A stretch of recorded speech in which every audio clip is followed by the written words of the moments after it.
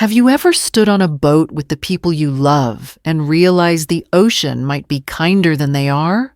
My name is Evelyn Monroe. I'm 68 years old, a retired history professor from Charleston, South Carolina. I taught young people about maps and empires, about the rise and fall of nations that believed they'd last forever. Funny thing, empires and families crumble for the same reasons: pride, hunger, and the soft lie that tomorrow will be just like today. The call came on a Tuesday. Not from an assistant. From my son. Mom, Jonathan said, voice warm, soothed at the edges. Camilla and I want to celebrate your recovery. A little harbor cruise, just us. Like a family should. I should have heard the false note, the practiced smile. Instead, I smoothed the front of my linen dress and felt that familiar ache. A mother's hope. Is it really so hard to be wanted? By afternoon, the air above Charleston Harbor shimmered with heat and money. Seabirds wrote crooked sentences across the sky. Their yacht, Camilla's pride. Jonathan's proof looked like a floating penthouse white hull. Immaculate chrome fittings, blazing teak, so spotless, it made me straighten my shoulders before stepping on board. Jonathan hugged me too tightly, then too briefly. Camilla watched from the upper deck sunglasses, like a mirror I wasn't allowed to see behind. You look wonderful, Evelyn, she said. She always uses my name like a business card. Blue suits you. Pearls at her throat, gold at her wrist, a phone never leaving her hand. We cleared the marina in a clean line, sliding past pastel houses and church spires past the long shadow of Fort Sumter. Camilla brought out mimosas, the kind with juice from a glass bottle that claims it's artisan, as if oranges need publicists. She set one in front of me with a smile that had angles. To health, Jonathan said, clinking my glass. To fresh starts. I held the stem and thought about the scar curved neat and pale at my hip.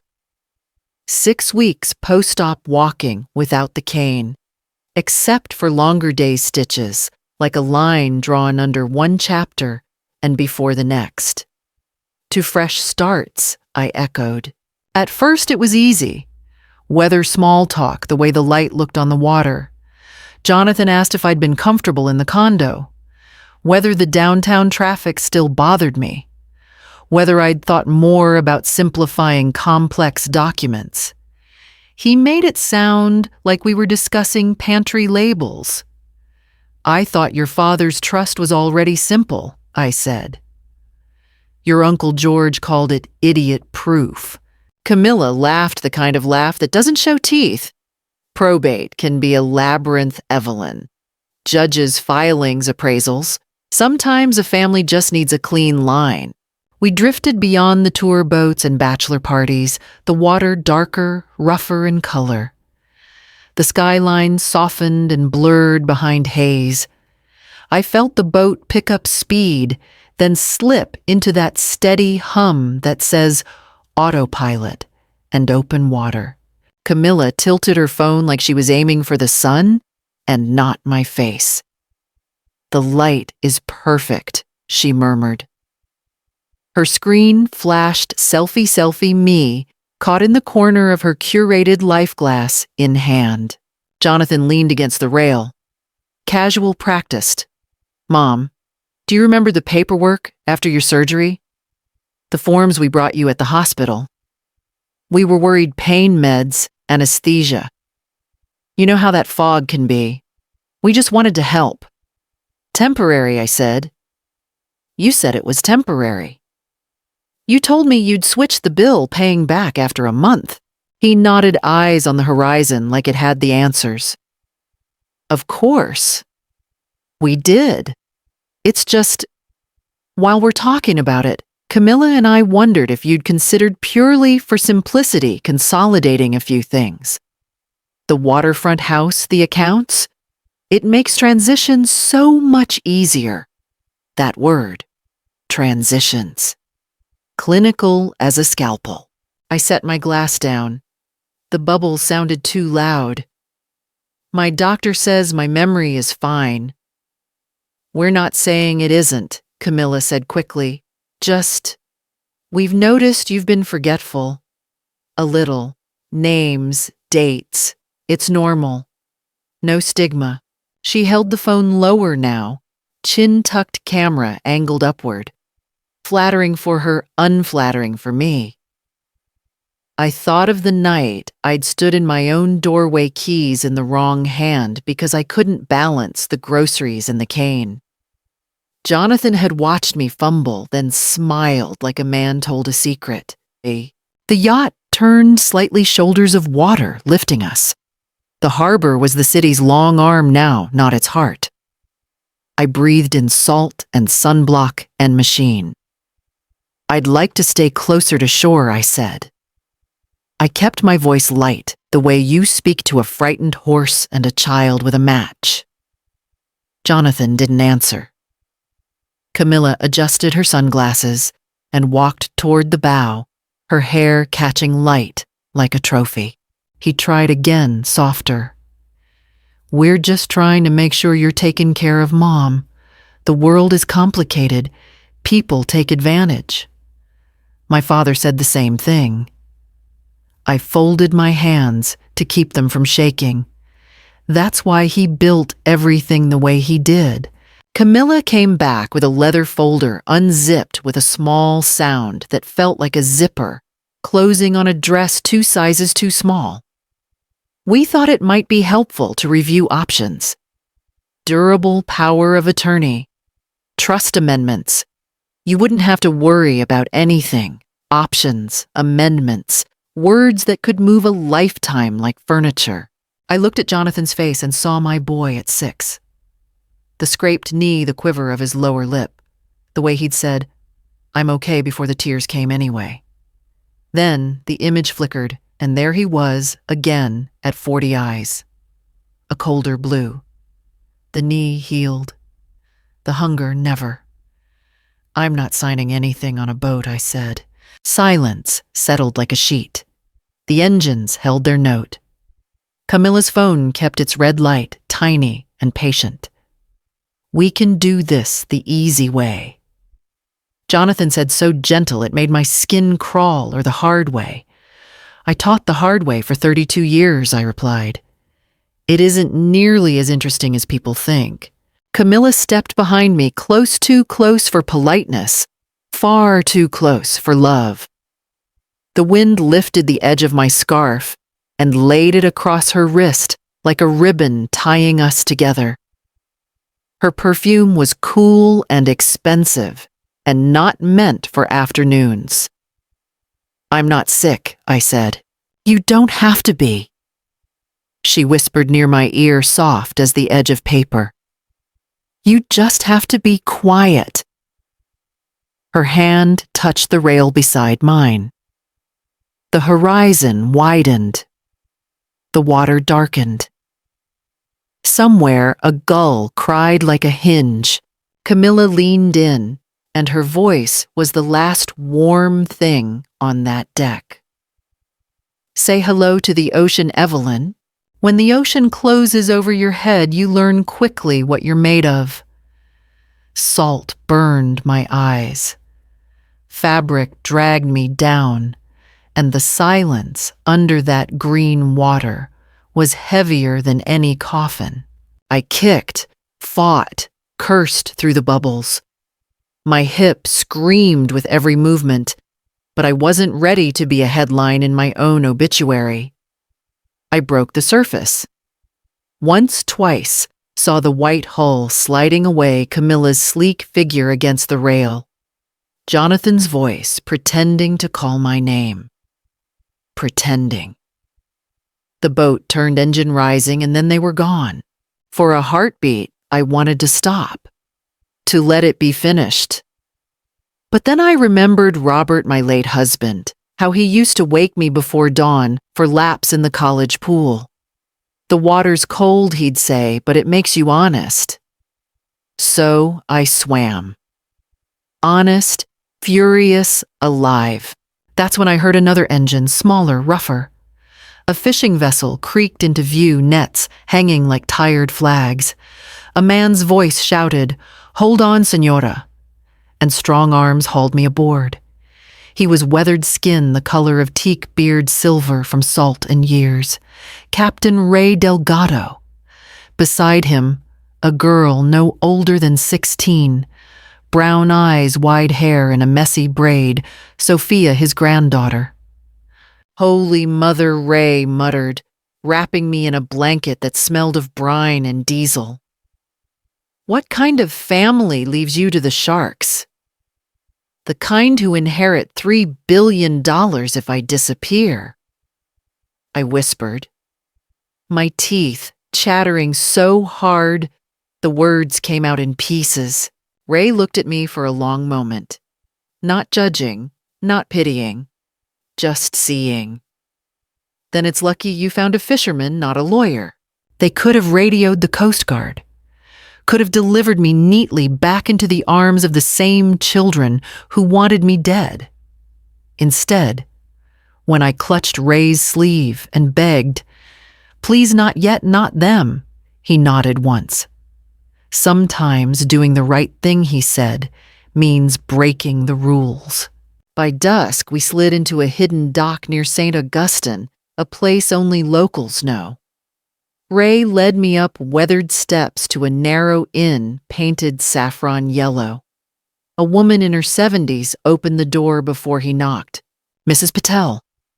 Small, sharp-eyed sari, wrapped tight as armor. She took one look at my soaked dress, the bruises forming on my arms, and said, "No names, no questions. Come in before you freeze." She fed me broth that steamed the salt out of my lungs, found me a cotton dress from some forgotten trunk, and set me by her kitchen stove. The walls smelled of cardamom and strong tea. For the first time since the water closed over me, I let myself shake. The news came fast. Sophia pulled it up on Mrs. Patel's old laptop, prominent Charleston widow Evelyn Monroe, lost at sea. Family cites recent memory issues. There it was my death written in past tense. My photo from Jonathan's birthday party eyes caught mid-blink, drink in hand, mouth uncertain. I remembered the moment. They'd sprung a surprise on me, 20 strangers in my dining room, and I'd felt disoriented. Now that single second was Exhibit A in their story of dementia. The obituary was already live.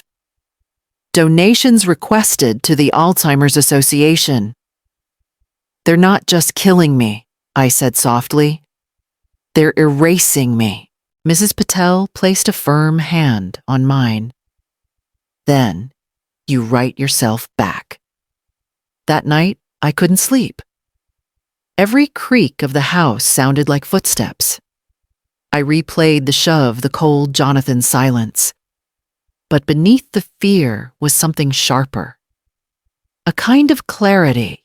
If the world thought I was dead, I could move like a ghost. Watch without being watched. Hunt without being hunted. And I decided right there in a borrowed bed, smelling faintly of lavender soap, that if my own son wanted me buried, I'd show him what a resurrection looked like. By morning, the world had already moved on. Local papers ran soft tributes Professor remembered for her lectures on empires and her gentle smile. Neighbors quoted about how I'd seemed confused lately. Even the church bulletin online called me a soul, finally, at peace. They'd written my ending without asking if I was ready. I sat at Mrs. Patel's kitchen table laptop, open coffee cooling, scrolling through article after article. Jonathan's voice everywhere, grieving son, brave in tragedy.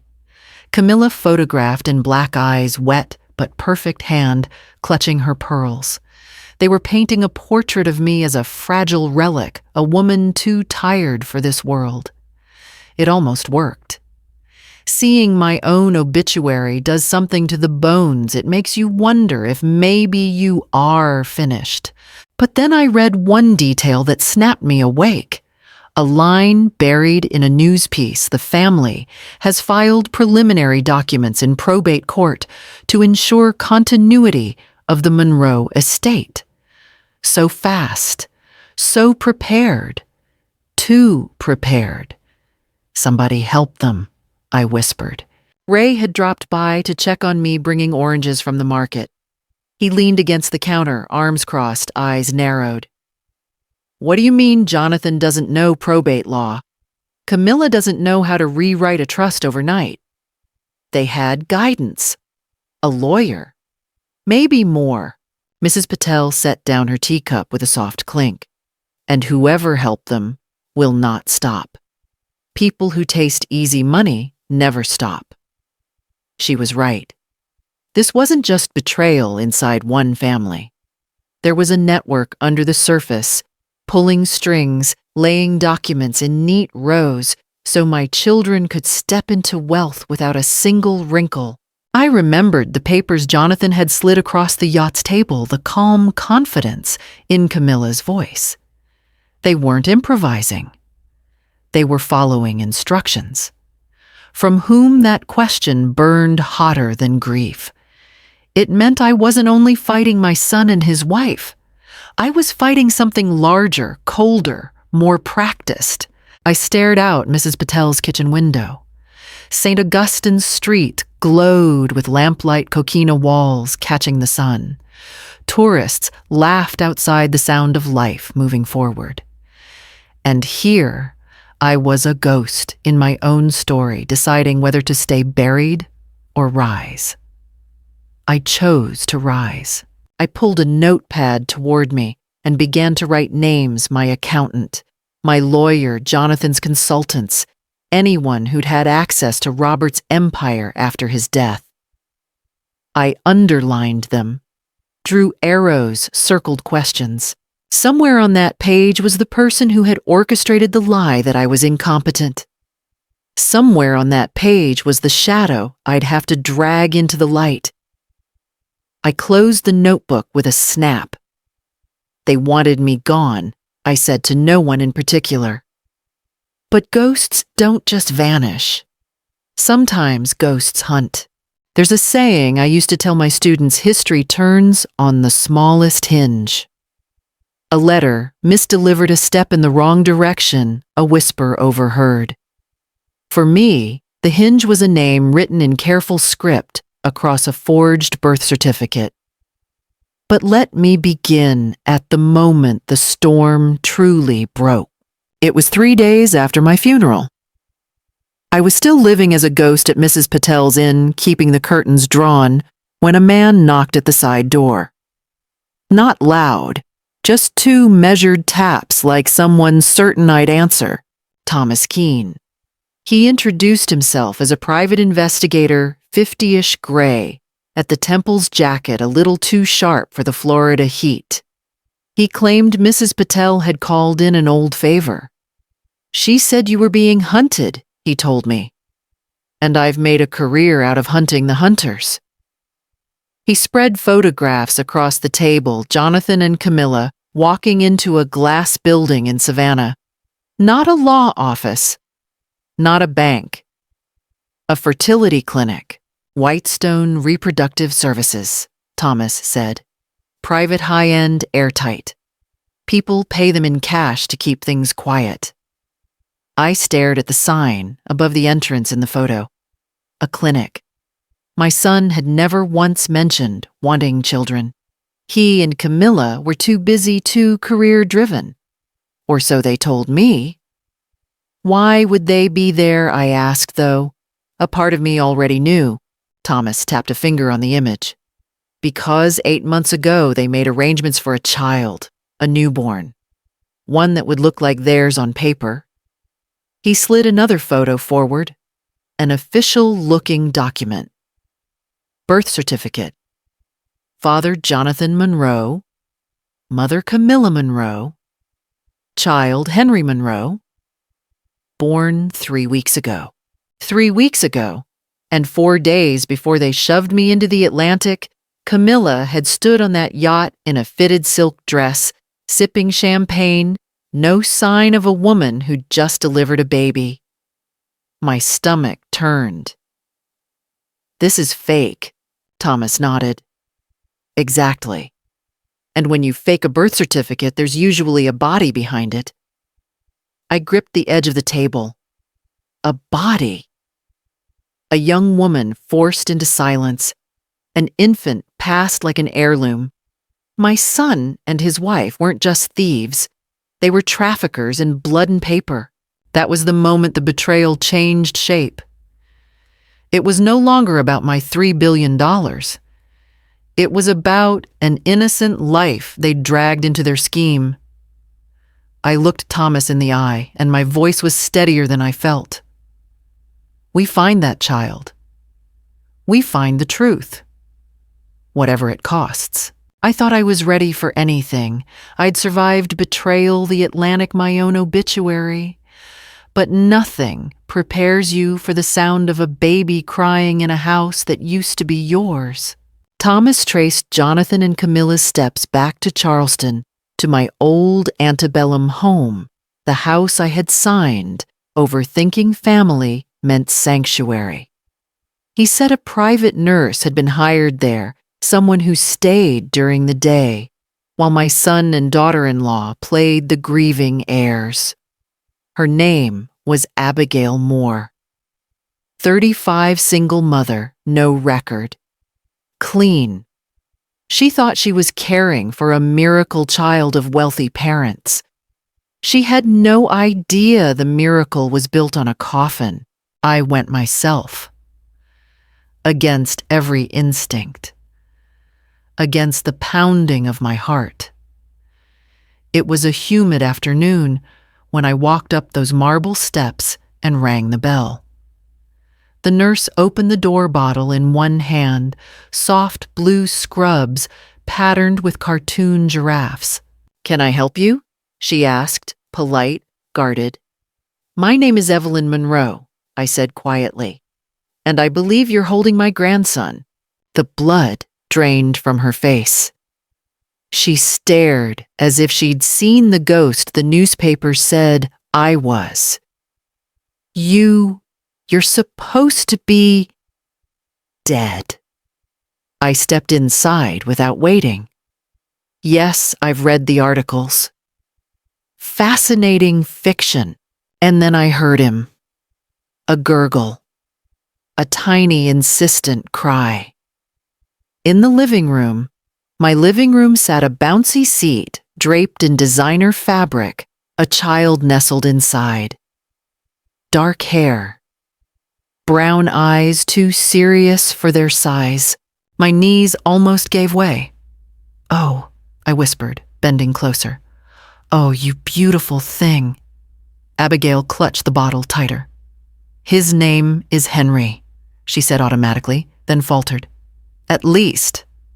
That's what they told me. They said Henry Robert, but they call him different names. They don't." She stopped herself, glancing at me as though afraid. "They don't treat him like a son I finished for her." She nodded, tears glinting. I thought maybe it was grief.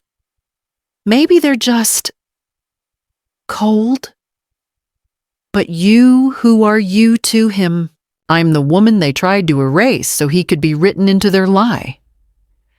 I opened my bag and laid out the photos Thomas had given me. Clinic records forged, certificates the name of a girl, Lila Hart, 17. No family gone too soon. Abigail sank onto the sofa, staring at the evidence horror creeping across her face. So, this child. Yes, my throat tightened. This child's mother died bringing him here. Died under circumstances no doctor can explain. And Jonathan and Camilla planned to raise him as a prop, the heir to money soaked in blood. The baby's eyes found mine, calm, now steady. I touched his tiny hand, and he wrapped his fingers around mine like a claim, His real name, I said, voice-breaking but clear, is Henry Lila Monroe. For the grandfather he'll never know, and for the mother who gave everything for him. Abigail was crying openly now. What do you want me to do? Document everything. Keep him safe. And when the time comes, help me tell the world exactly who he is. The clock ticked in my old parlor, the house holding its breath. Somewhere downtown, my son and his wife were signing papers to erase me forever. But here in my arms, life refused to be erased. For the first time since the yacht, I felt something stronger than fear. Purpose. If death is the end, then I had already died. But if death is a mask, then I had just found a better way to wear it. I didn't want Jonathan and Camilla simply arrested. Not yet. I wanted them to look over their shoulders, to choke on their champagne, to wonder if every shadow in their house was me come back to finish the story. So I wrote a letter. Heavy cream stationery, the kind Robert used for board invitations. My handwriting steady as ever. Dear Jonathan and Camilla, reports of my death have been greatly exaggerated. We need to talk. Love, Mom. P.S. Give my regards to little Henry Lila. He's beautiful. Thomas arranged for a courier to deliver it right into Lucinda Graves's Atlanta office, while the three of them sat smug around a conference table finalizing my estate. According to Thomas, who watched from across the street with a camera, Lucinda read it first. Her hand, so precise, trembled. Camilla went pale, then livid. Jonathan stood up so fast his chair toppled. Within minutes, they were spilling out onto the sidewalk, scanning the crowd like hunted animals. Psychological warfare had begun. But I wasn't finished. That evening, while they scrambled to make sense of ghosts, I positioned myself exactly where they feared I'd be least in the armchair of my own former living room. It was almost theatrical. Velvet drapes drawn, a single lamp lit my favorite armchair, angled toward the front door. On the mantel, I'd laid out the first batch of evidence photographs of the clinic cash ledgers and the forged will with my name scrawled across it like a forgery in neon. Every tick of the grandfather clock was a drumbeat. I sat spine, straight, heart pounding so hard I thought it might shatter my ribs. And then the doorknob turned. Jonathan's voice floated in casual, tired, the tone of a man who believed the world was already his. Camilla followed, heels clicking, purse snapping shut. The door swung wide. They saw me. For a moment, silence was its own weapon. Jonathan's keys slipped from his hand and clattered against the hardwood. Camilla's scream tore through the room, high and raw, as if she'd seen the devil herself sitting there in pearls and calm composure. "Hello, darlings," I said, my voice like frost. "How was the meeting?" Jonathan staggered backward into the console table. Camilla pressed against the wall, shaking her head, whispering, "No, no, no." "Oh, yes," I said. Rising slowly, deliberately, the armchair groaning like a throne relinquishing its queen. Turns out, drowning is harder than you thought. And I smiled because their fear was the first warmth I'd felt in days. I let the silence stretch, savoring the way their terror filled the room. Camilla's hand fluttered toward her phone, but I raised a single finger. "I wouldn't," I said softly, "unless you want the world to hear your next lie live-streamed." Jonathan swallowed hard. "Mom?" We thought. "You thought I was fish food," I snapped. "And you've been busy, haven't you? Probate filings forged, Will's even a designer nursery for a baby who isn't yours. Camilla's eyes darted toward the mantel where I'd laid out the documents. Those don't prove anything. Oh, darling, I murmured, slipping a small digital recorder from my pocket, its red light winking like a heartbeat. I don't need them to. Because I have this, and every word you've said tonight is already evidence. Her face drained of color. Jonathan dropped into a chair, head in his hands, whispering, "God, Camilla, what have we done?" "What have you done?" I leaned forward, my voice hardening. "You poisoned my reputation. You staged photographs, coached doctors, and then when lies weren't enough, you tried to kill me." Camilla found her voice brittle but sharp. "We didn't kill you. You're standing here, aren't you? All this talk of recordings, conspiracies, prove it in court." "Gladly," I said, sliding a folder across the coffee table. Photos of her and Jonathan shaking hands with Lucinda Graves. Cash transactions at the clinic in Savannah. The falsified birth certificate. And most damning, a death certificate, Lila Hart 17 cardiac arrest during delivery. "Do you recognize this name?" I asked, my voice low. Jonathan's lips parted. Camilla stayed rigid, stone-faced, but her knuckles whitened. She was a girl. A child, really, I continued. She thought she was giving her baby a better life. Instead, she died while you two wrote yourselves into his story. And now you sit here calling yourselves parents. Abigail, the nurse, had been standing in the hallway silent until then. She stepped forward, baby Henry in her arms. His dark eyes blinked at the light. Camilla lunged, but Abigail pulled back, clutching him tighter. "Don't," she said fiercely. The room cracked open. Jonathan stared at his son, or what he wanted to call his son, and then at me. "What do you want, Mom?" he asked, broken. I straightened, feeling the weight of every betrayal press down, then lift, as I finally spoke my truth. "I want my money safe. I want this child free of your lies. And I want you both to remember every single day that you tried to murder your own mother for wealth." Camilla sneered, though fear still flickered in her eyes. "You can't bury us with speeches." "No," I said, holding up the recorder, "but with this I can bury you in prison." The clock struck 9. The sound echoed like a gavel. And in that instant, I knew the game had changed. They weren't predators anymore. They were cornered animals, and I had just lit the cage on fire. The next evening, the devil herself walked through my front door. Lucinda Graves' hair-neat suit, sharp eyes colder than courtroom marble.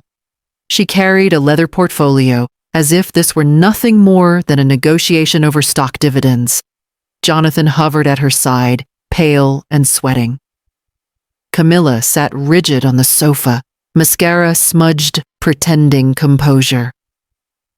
Mrs. Monroe Lucinda said smoothly, as though we were old friends meeting for tea, "I'm glad you survived your accident. We have a great deal to discuss." I leaned back in my chair, crossing my arms. Strange word, accident. Do you use it for every client who ends up dead after meeting you? A faint smile touched her lips. I prefer the term resolution. Families come to me in distress. I provide closure, financial clarity, peace, peace. My voice cracked like a whip. You've orchestrated murders, forged wills, erased people. Tell me, did you give 17-year-old Lila Hart peace when you put a needle in her arm? Lucinda didn't flinch. Collateral, unfortunate, yes. But her sacrifice ensured that this child, she gestured vaguely toward the hallway where Abigail kept Henry safe, would be raised in security and privilege. Isn't that better than poverty? I stood so fast the lamp rattled. Better you bought a baby with blood money and a coffin. You turned motherhood into a transaction. Jonathan muttered. Mom, please, shut up, Jonathan.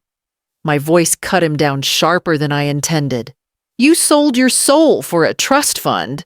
Don't you dare call me Mom. Lucinda laid out her documents, every page a weapon affidavits claiming I was senile financial transfers.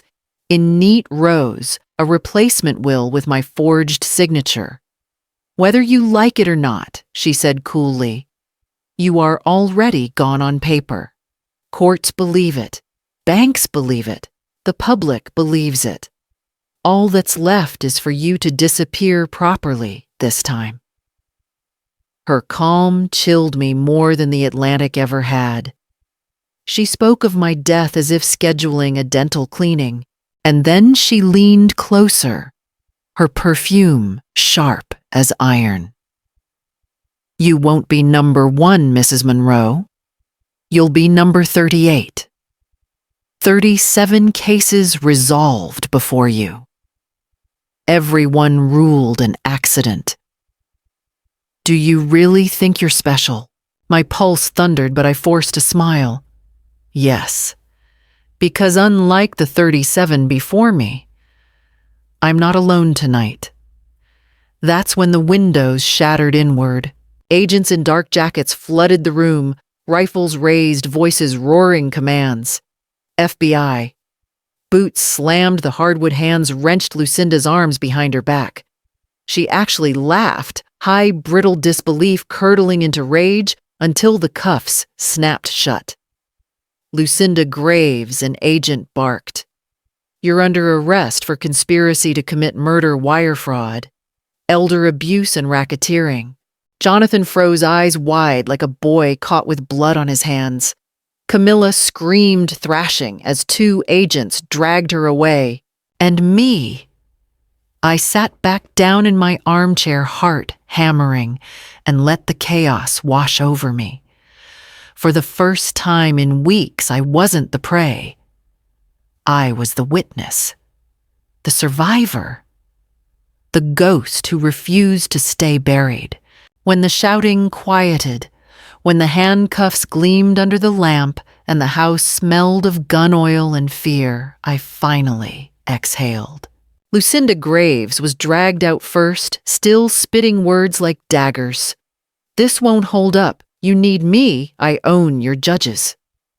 But her voice shrank as the night swallowed her. Camilla followed mascara, streaked cursing everyone but herself. Jonathan was the last. He looked back at me, his face a ruin of shame and fury. For a flicker, I saw my little boy again. And then I remembered the cold silence when Camilla shoved me overboard. I didn't flinch when they closed the door on him. The months that followed were a blur of hearings and headlines. I sat in courtrooms, pearl necklace, steady at my throat, while prosecutors read out charges like scripture, conspiracy, fraud, elder abuse, accessory to murder. Jonathan took a deal 25 years. Camilla, 220. Graves went to trial smug to the end until the jury delivered life without parole.